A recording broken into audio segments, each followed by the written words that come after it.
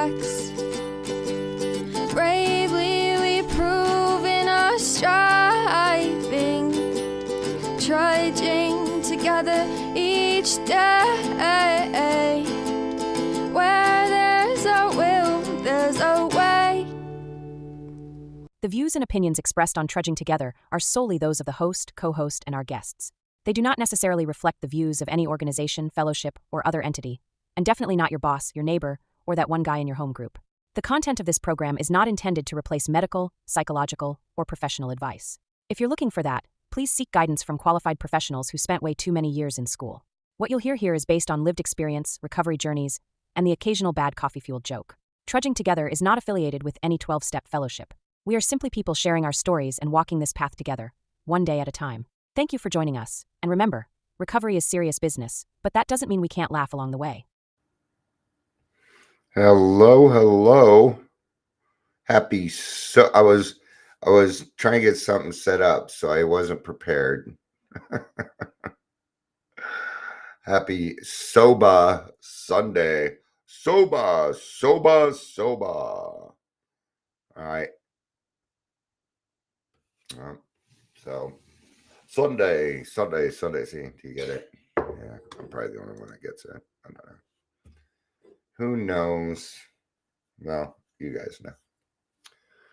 Hope you're having a good day. We had a great speaker meeting last night. Isn't it kind of weird?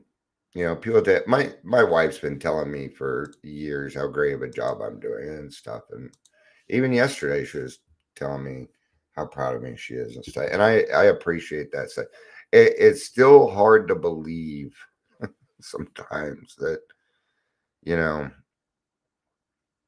I think it's part of the denial that I don't necessarily want to have control, power, those types of things. But that's not what people are talking about.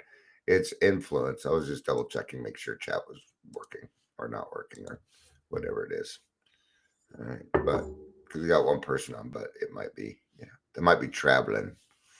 I have a lot of people that listen to my stuff while moving on down the road. Yeah. So this morning, I got up this morning and my brain wanted to do something else. I'll just put it that way.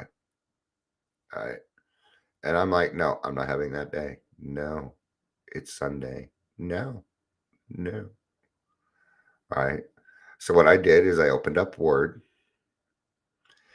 and sent a mock email to someone, got it off my chest. Now it's done for the day. Doesn't need to be sent. It's good. I'm going to let it sit there for 24 hours. I'll let it sit.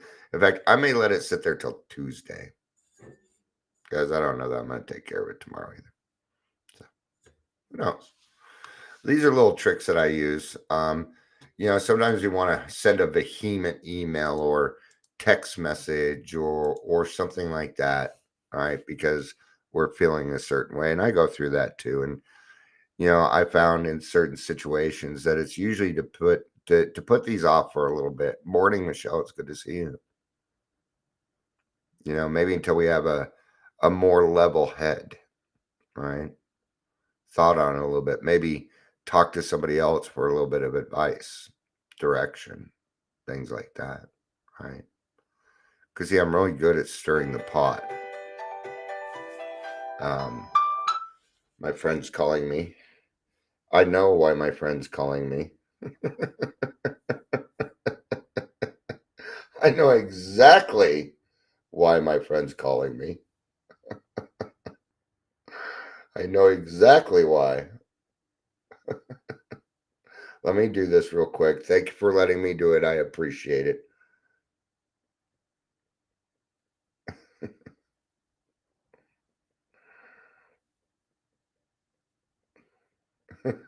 I know why you're calling. LOL. All right. Maybe I should go take it down. Nah, fuck it. It's going to stay up. All right. I needed a little vengeance. Just a little. All right. I might need to make an amend for it, but In this case, I'm kind of willing. But today we're not talking about that. We're talking about love without strings. That's what you came here for, right? Yeah, it is. All right, so let's get on with the show today. These things are about having the right attitude. You know, there's no point in. I know. She's like, I called you with what you were talking about with the corruption and I said, I know.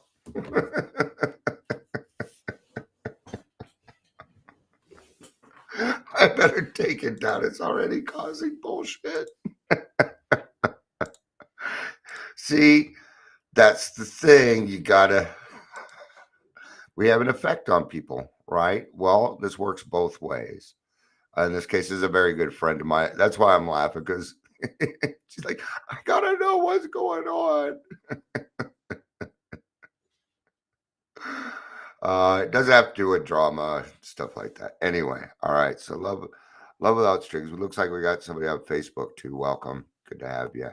But like I said, let's get on with the show. Let's do that. All right. So guess what time it is? What time is it? It's time for Dion's Daily Dosey Funnies. I got to write that down, put it in front of me. Dion's Daily Funnies. I think I don't think Dose was in there. Dion's Daily Funnies. That's what it was. All right. We're good. Today we're doing corny jokes for kids. Sometimes we need to, and that's a good, that's something I haven't talked about in a long time. I got to write this one down. Gosh, I'm very distracted today, aren't I? Sorry. We haven't talked about in a long time is the inner child. But that's who we're going to kind of talk to today with these jokes is the inner child. We got to have fun here. So let's get started. If the ads would go away, that would be nice. All right. How can a frog jump higher than the Eiffel Tower? Well, the Eiffel Tower can't jump. Not bad. Not bad. That was a good one, huh? Yeah, that was a good one. Okay, next one. What do you give a scientist with bad breath? Experiments. These are fun. These are fun. I'm so glad I stole this idea from somebody else. I'm so glad I stole it from Monty, man. Thanks, Monty, for giving me some segments. I appreciate it. How did the mobile phone propose to his girlfriend? He gave her a ring. Let's do a couple more. Just a couple more. Get out of the way, ads. Gosh. What musical instrument would you find in a bathroom? A tuba toothpaste. Okay, one more. What did the triangle say to the circle? It's pointless. You're pointless. All right. We're going to be in the big book. I know exactly where we're going to be because it tells me page 89 as the very beginning of working with others. It's the very first page of working with others. All right.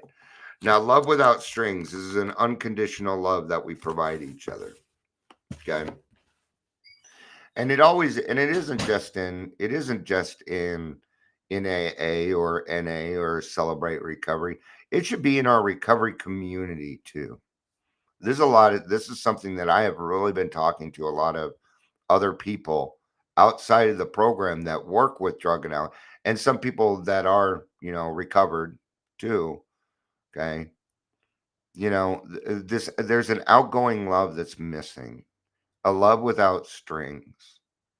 When we help each other and then you help somebody and then you expect something out of them, even if it's rent, that's not love without strings. It's a reasonable expectation. Absolutely. Yeah.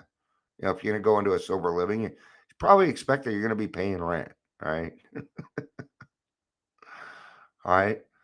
but it needs to be in our industry. And in our industry, this is how love without strings works.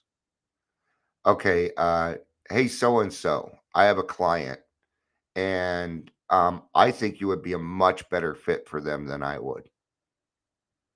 That that is the love without strings in our industry. Sending sending the client to the right place because you're educated on the resources in your community, that you understand your own limitations, that you know that somebody else might be a better fit, right? What needs to end is those are my clients. I hear it all the time. So selfish. Trust me, there's plenty of there's plenty of people out there that need help. There really is, right? Let me tell you a little something. In the 90s, it was 1 in every 10 people were affected by drugs and alcohol. Okay. And those were people that were potential clients for me too. Right. People that are affected by it. Now that we have fentanyl and opiate, everybody is affected. Everybody knows somebody that has died from an overdose or has a problem with fentanyl or drugs or alcohol or one of these other addictions, doom scrolling, bed rotting. Right. Now, Now, granted, I do what I can to take care of alcoholics first. It's kind of because that's kind of my forte. But, I also kind of feel that this way of life would work for anybody if they really wanted to give it a try. And I have seen it. I have actually seen non-alcoholics go through the steps before. I've seen it plenty of times. They go to open meetings, they get a sponsor, not and they go through the steps because it helps. Right. So I don't think I've done introductions yet, and we're 12 minutes in. Welcome to the Daily Trudge. My name is Dion. I am your host.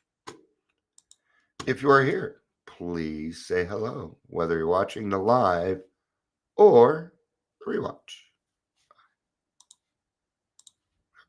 All right, now we're gonna get into the book a little bit. All right.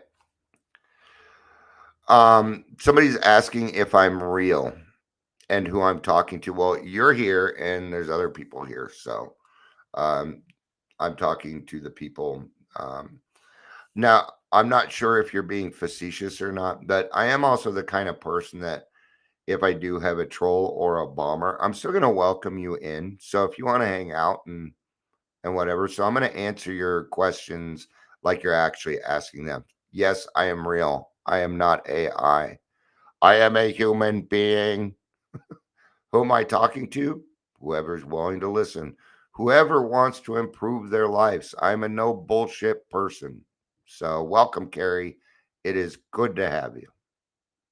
It is good to have you. My age does not matter, but thank you for asking. I just had a birthday, and if you were here 10 days ago, you would know how old I am. I'll give you a hint. I now qualify for ARP. So there you go. All right. There we go. So now, if you want to ask questions, keep them legit, keep them around recovery, drugs, alcohol, that sort of thing. Or if you have a different experience, feel free to go ahead and put it in chat.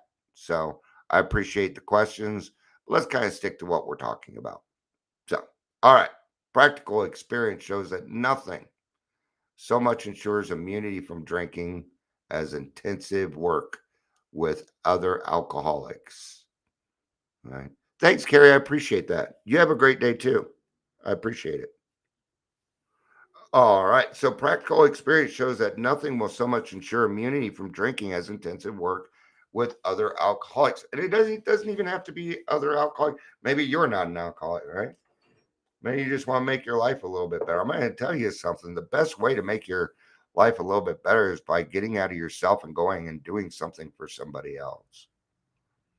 There's something about doing that takes your own problems and puts them in your subconscious and it works on them.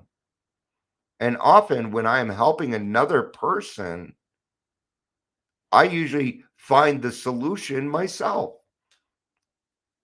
Yeah, it works out pretty well. Carrie says you're a good guy, man. I liked your voice better suiting to a villain. You wouldn't be wrong. Have you looked behind me? Have you looked behind? I may have Spider-Man here, but who's below Spider-Man? Oh, it's Darth Vader, and I got Joker over here. So you're, you know, I'm an anti-villain, an anti-hero kind of guy. But thank you, Carrie. I appreciate that. All right. So getting out of ourselves, you know. Now, this could be a tough proposition. I mean, it's hard to love everybody in the world for who they are. It could be hard in the beginning. It does get easier. It does get easier, right? Yesterday I was in a lot of traffic. I was getting a little grumpy about it, right? And finally I'm like, you know what? I'm just gonna get in this lane and it's gonna move when it moves. There's no point to try and rush or jockey for position or do any of these other things. There was no point, right? So sometimes it's really good to just, sometimes the wind changes. You're out on the sea and the wind changes. And instead of fighting the wind, you just got to adjust your sails a little bit, you know? Adjust your sails a little bit.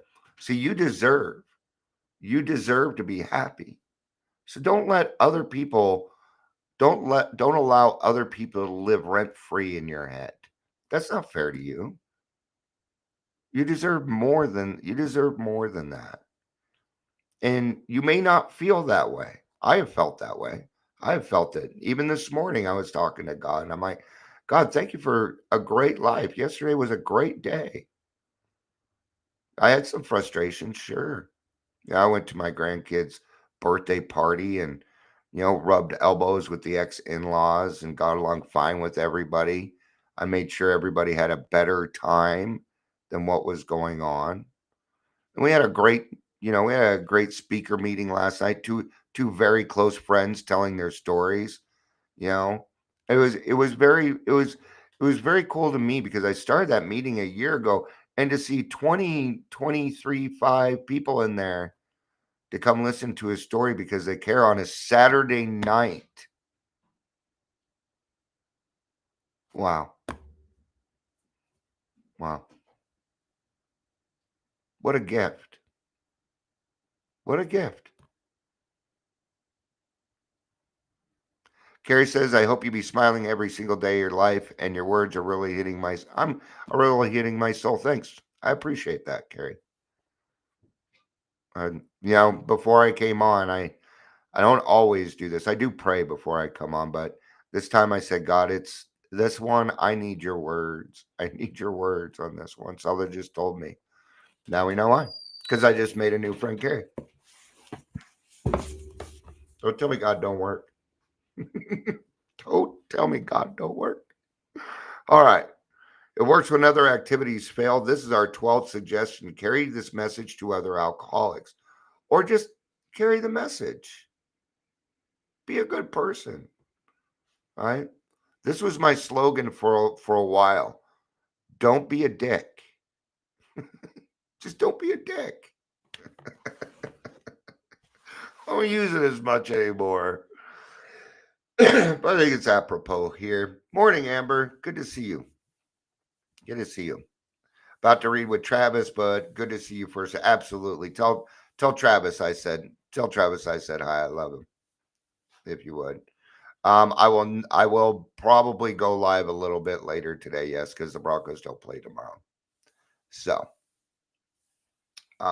but yeah, tell Travis I said I haven't seen him for a minute. Let him know that I think of him often because you bring him up often.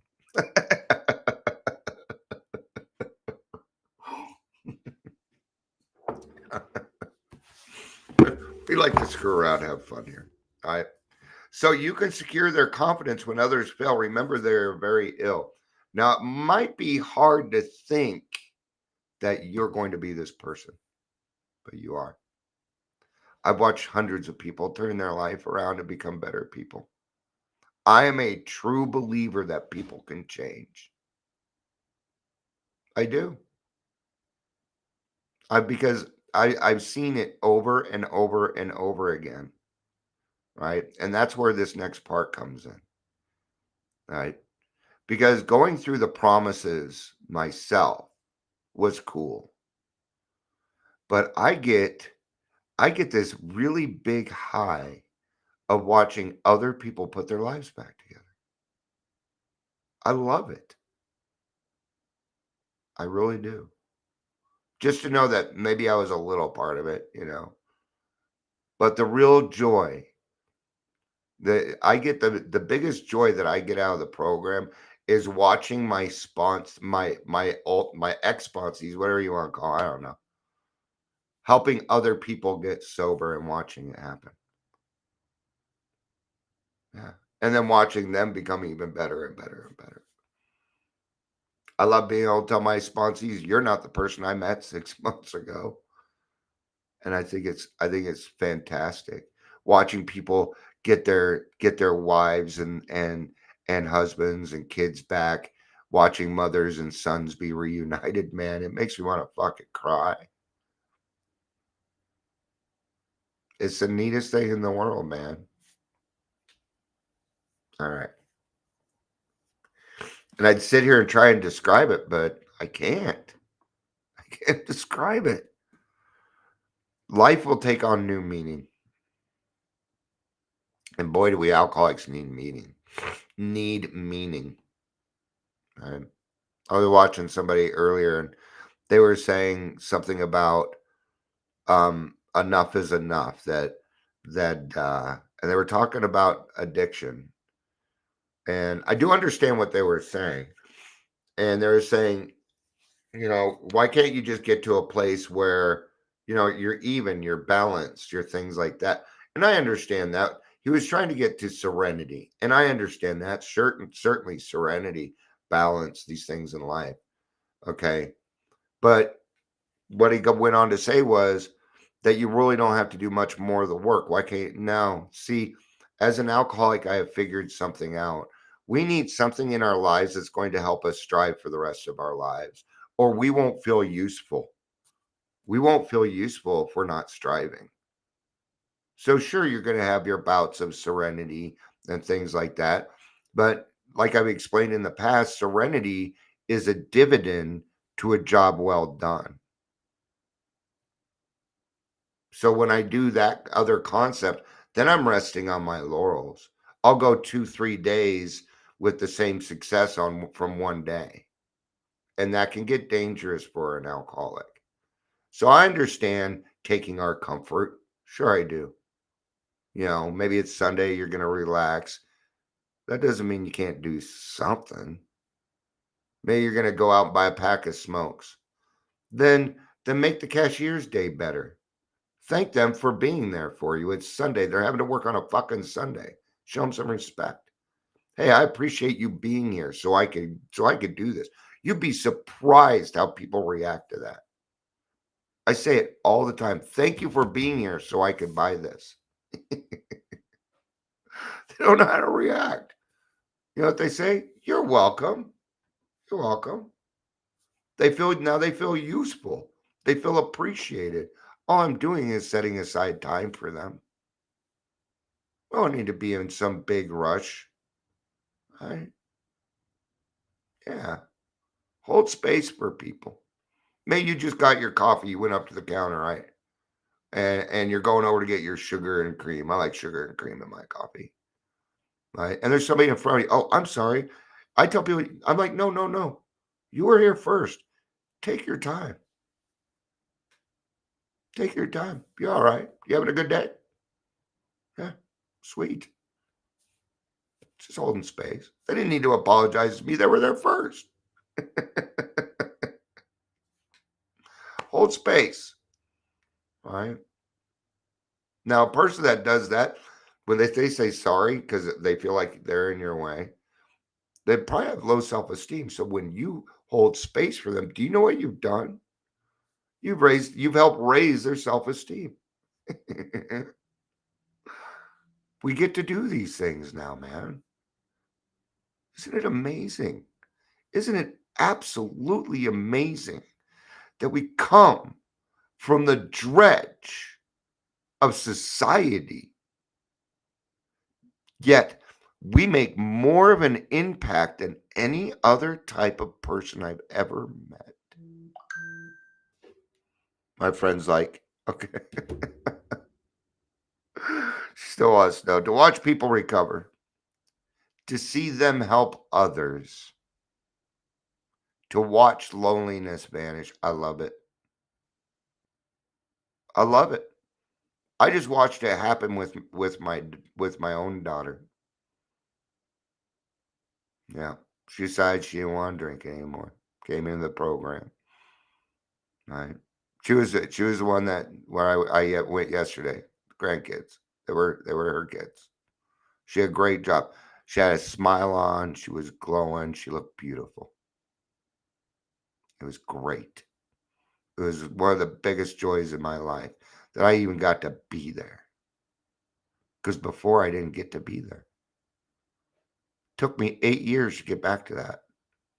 8 years of sobriety, man. So it can be done.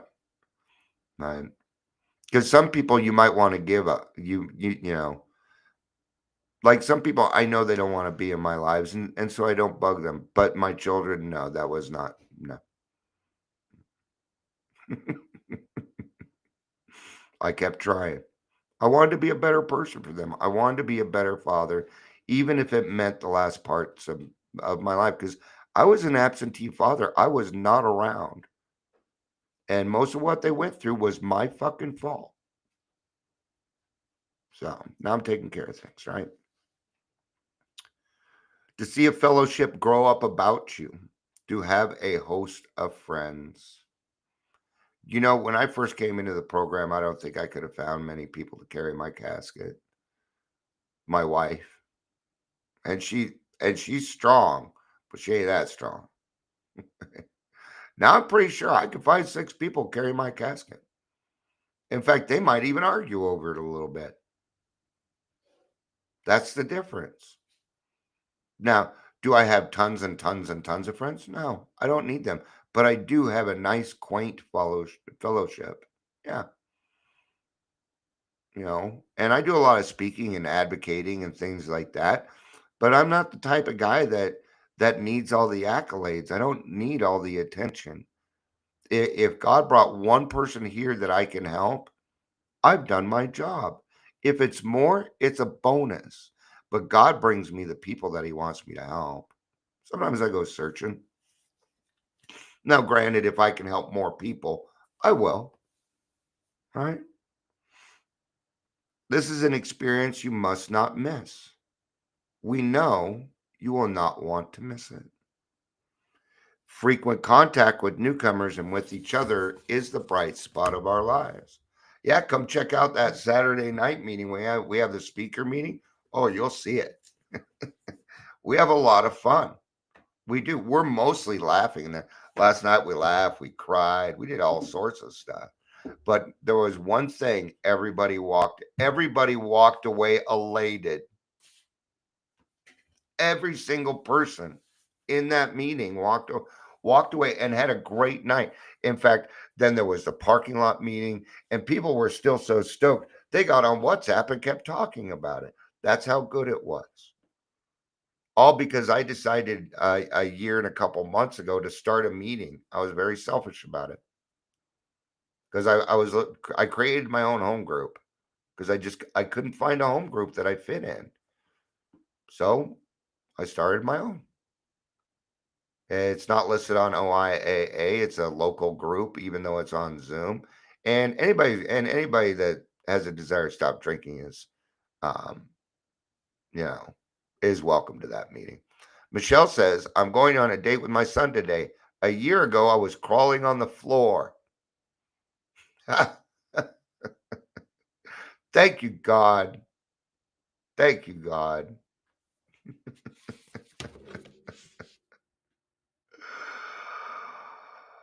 All right, so we're going to get to the daily reflection. Sponsorship held 2 surprises for me. Oh, I know these ones.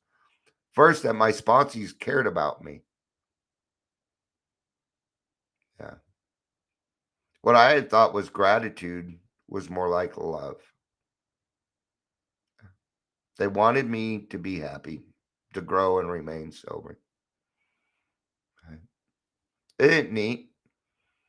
I tell I tell my sponsees I love them all the time. Whenever we get off the phone, I'm like, "Love you, dude."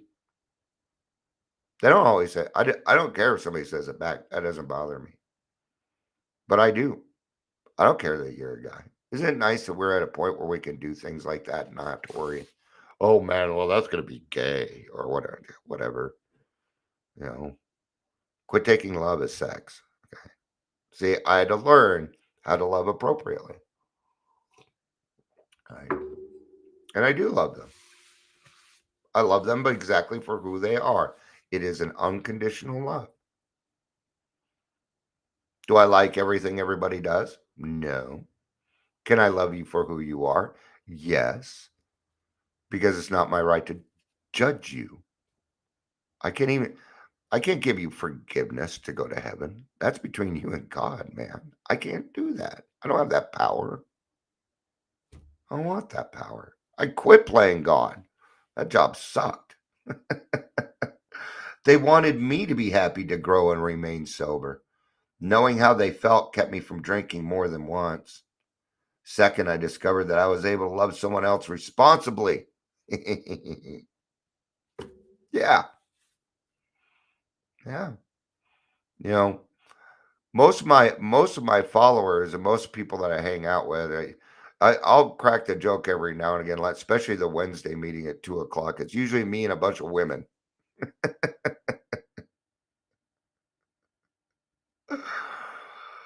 Most of my followers are women, right? It's because I don't do anything. I care. I'm not trying to do anything. And everybody knows how much I love my wife. Yeah, I make it very, very clear. Right. For a good portion of my life, I was a flirt. Even when it started, I come into sobriety, and I'm like, Dion, why do you need to flirt? What are you trying to get after? What are you trying to do? Really, it was just pride. It was just my ego. So I quit it. And I started doing esteemable things, and that built my self-esteem. And I stopped using other people to make me a better person. And it worked. I became responsible for 3 things: my actions, my emotions, and my triggers. Ah, I was able to love someone else responsibly with respectful and genuine concern for that person's growth. Before that time, I thought that my ability to care sincerely about another's well being had atrophied from lack of use. To learn that I can love without greed or anxiety has been one of the deepest gifts the program has given me. Gratitude for that gift has kept me sober many times. Nothing so much ensures immunity from drinking, a bad day, a crappy attitude than intensive work with another human being. Go serve at the soup kitchen. Your problems will disappear. I guarantee it. I guarantee it. All right. I'm gonna go work on my villain voice for my new friend Gary. It's good to have you, Gary. Welcome back. I can't assume you're a boy. I apologize. Welcome, person. I try and be PC, but I'm not always the best at it. But I try. I try. I do. You'll get to know me. I'm an all-inclusive person. I don't care where you come from, what you do. I don't. None of that. I don't care. You're a child of God. Okay, I'm gonna help you. There it is. My only requirement. All right. Thanks all for being here. I appreciate it. I love you. You know I do. Peace out.